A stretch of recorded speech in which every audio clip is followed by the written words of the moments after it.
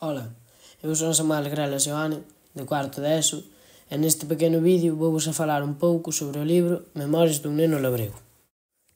O autor deste libro chámase Xosé Neira Vilas. Xosé naceu o 3 de novembro de 1928 e faleceu o 27 de novembro de 2015. Algunhas das súas obras máis importantes son Memorias dun neno labrego, publicado en 1961, Xente no rodicio, publicado en 1965, ou Querido Tomás, publicado en 1980. Este libro conta a historia de Balbino, un rapaz galego que vivía na época da posguerra. Balbino vivía na aldea coa súa familia, a cal non era moi adiñeirada.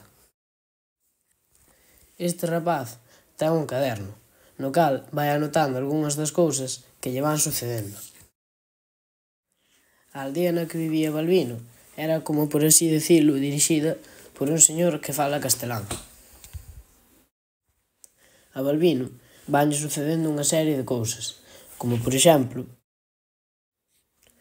cando xa facía 3 anos que morrera un familiar seu e aínda así non lle deixaban ir á festa porque aínda estaban de luto.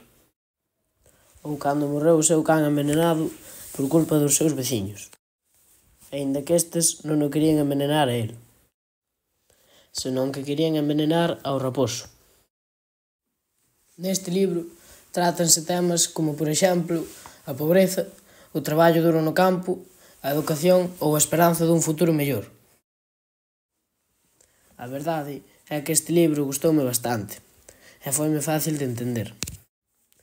O tema do libro paréceme bastante interesante. Recoméndovolo.